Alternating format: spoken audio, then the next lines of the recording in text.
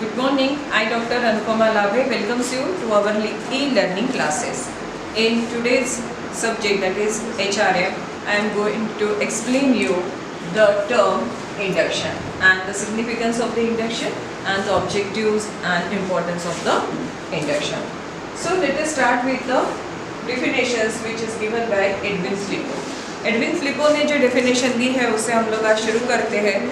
इससे हमें इंडक्शन क्या होता है ये पता चल जाएगा।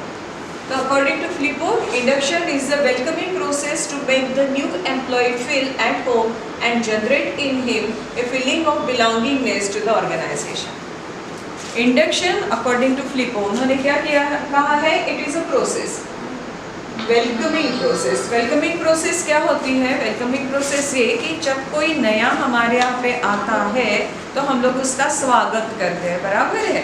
जैसे कि आपने देखा होगा कि आप न्यूली यहाँ पे आए हो, इस कॉलेज में एंटर किए हो, आपको एक रिफ्रेशर पार्टी दी जाती है, यानी ही क्या है, आपका एक इंडक्शन प्रोग्राम यहाँ पे लिया जाता है। ये आपको वेलकम करना है, सिर्फ वेलकम करना है क्या? नहीं, तो आपको फैमिलराइज करना है इस कॉलेज के जो भी एक्टिविटीज़ होते हैं, जो भी डिपार्टमेंट्स है, जो भी आपके सब्जेक्ट्स हो गए, उससे आपको फैमिलराइज करने के लिए जो प्रोग्राम लिया जाता है that is known as induction. वैसे ही एक कंपनी जब एक नए एम्प्लॉई की सिलेक्शन करती है तब उसे भी कंपनी के बारे में पूरी की पूरी जानकारी मिलनी चाहिए, इस वजह से एक प्रोग्राम अरेंज कर दिया that is known as induction और ओरिएंटेशन प्रोग्राम। ठीक है, तो so it is a welcoming process to make the new employ feel at home.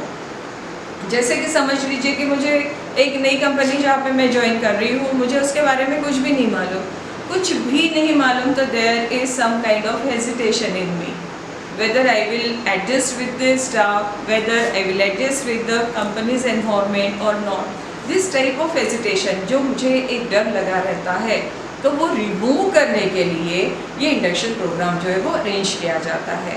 तो मुझे ऐसा ही फील हो, जैसे देखिए कि सब लोग मेरे पहचान के हो गए, सबके साथ मेरी एडजस्टमेंट हो गई है, तभी जिस तरह से मैं घर में कंफर्टेबल फील करती हूँ वैसे मैं ऑर्गेनाइजेशन में भी कंफर्टेबल फील करूँगी।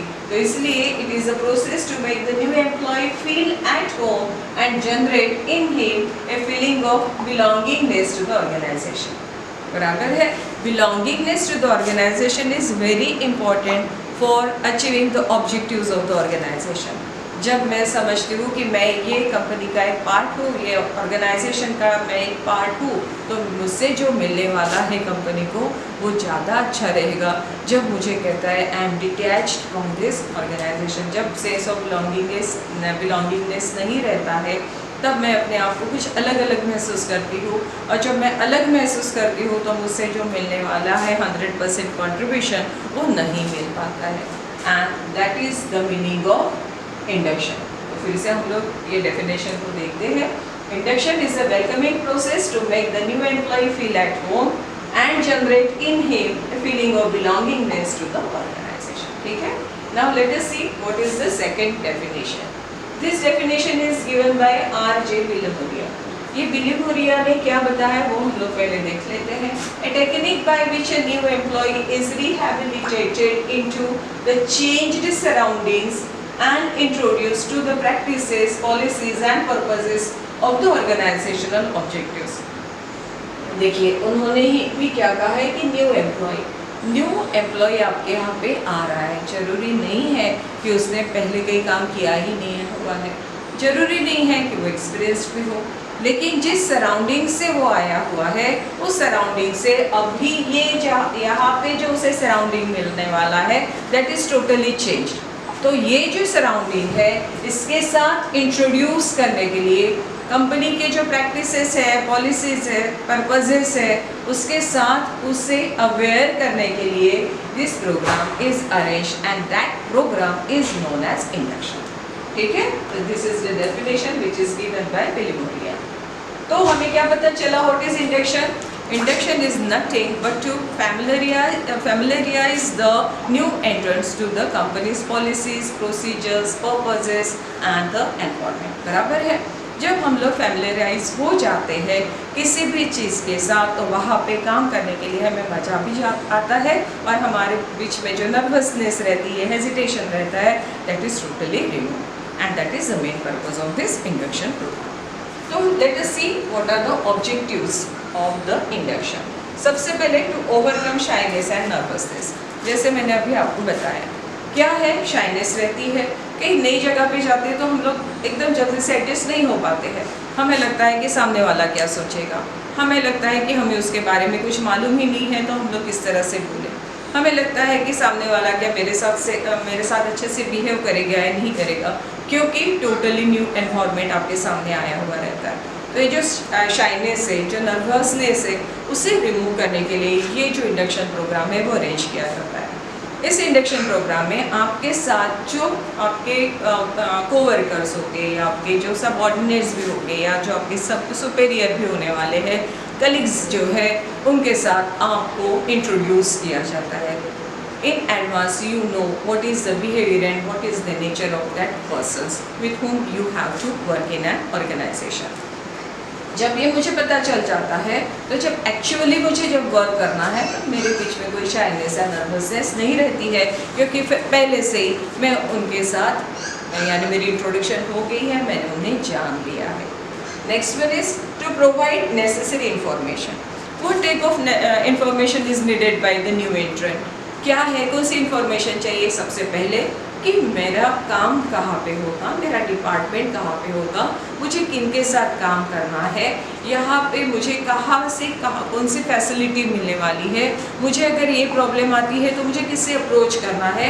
ये ओवरऑल इंफॉर्मेशन है that is provided in this induction programme. जब मुझे सभी इन्फॉर्मेशन पहले से ही पता हो जाती है, तब जब एक्चुअली मैं वर्क करने के लिए जाती हूँ तो मुझे बार बार किसी और को डिस्टर्ब करने की ज़रूरत नहीं रहती, क्योंकि मैं पहले से ही जानती हूँ मुझे अगर ये डिफ़िकल्टी जाती है, अगर मुझे इस चीज़ की ज़रूरत है तो मुझे किसे अप्रोच करना है। जैसे कि रेस्टरूम्स कहाँ है, कैंटीन्स कहाँ है, ये वाटर फैसिलिटी कहाँ है, ये भी मुझे पहले से ही पता है, तो मुझे फिर से किसी को पूछने की ज़रूरत नहीं होगी। Next one is to build confidence. जैसे आप कितने भी एक्सपीरियंस्ड हो, लेकिन जब तक कि आपको पता नहीं कि यहाँ पे आपको पर्टिकुलरली क्या जॉब करना है, what is the nature of your job, ये आपको जब पता नहीं है, how to perform that job ये आपको पता नहीं है, तो आप थोड़ा नर्वस हो जाते हैं या हेजिटेट हो जाते हैं for actually performing that work. लेकिन यहाँ पे इंडक्शन में आपको ये बताया जाता है this is the nature of your job, this activities are expected from you. ये पूरा का पूरा जब आपको पहले से ही पता चल जाता है तो एक कॉन्फिडेंस आप पे बिल्डअप हो जाता है कि हाँ मैं ये काम कर सकती हूँ, क्योंकि जो काम करना है उसके बारे में मुझे पहले से पता है, वो क्लियर कट इंस्ट्रक्शंस मेरे पास में है, तो मुझे वो काम करने के लिए कॉन्फिडेंस जो है वो आ जाता है।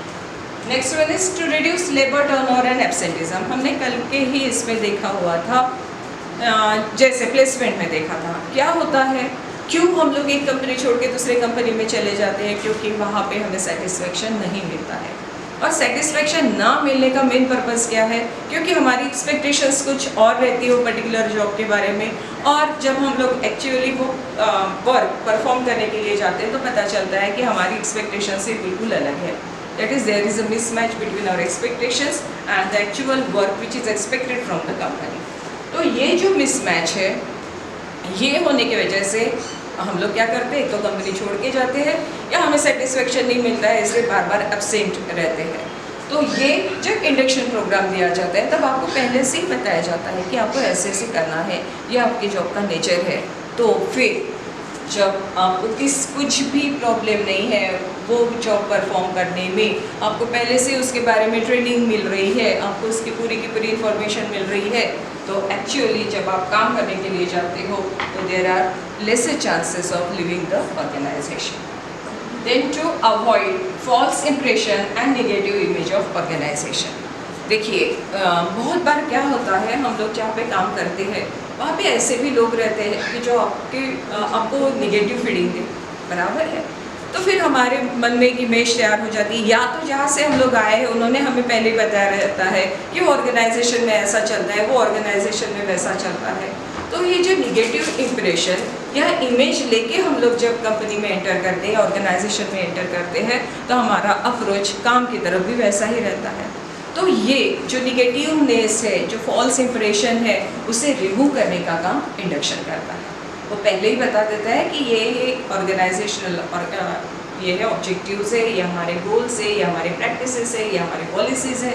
जब आपको एक्चुअली वहाँ पता चल जाता है तो आपके इसमें जो प्री कंसीव्ड इमेज रहती है ऑर्गेनाइजेशन की वो रिमूव हो जाती है, और जो फॉल्स इम्प्रेशन आपके मन में बैठा हुआ है, निगेटिव जो इमेज बैठी हुई है, वो दूर करने में मदद होती है। To develop sense of belongingness and loyalty, जब मुझे मालूम है ये कंपनी में ऐसा होता है, ये कंपनी मुझे ये फैसिलिटी देने वाली है, मुझे इस तरह से वर्क परफॉर्म करना है, तो मुझे उसके इस तरह से इंसेंटिव्स मिलने वाले हैं, ये बेसिस पे मुझे प्रमोशन मिलने वाला है, ये सब मुझे पहले से ही पता चल जाता है। तो एक sense of belongingness and loyalty towards the organization buildups in me, ठीक है। तो ये ऑब्जेक्टिव्स को अचीव करने के लिए जनरली ऑर्गेनाइजेशंस जो है इंडक्शन प्रोग्राम अरेंज करती है। एकदम से न्यू एम्प्लॉई जो आया हुआ है उसे काम पे लगा देने से बेटर रहता है कि उसे पहले फैमिलीराइज कर लीजिए आपके ऑर्गेनाइजेशनल एनवायरनमेंट के साथ, उन्हें जिनके साथ काम करना है उन लोगों के साथ, तो he can feel comfortable while performing his work.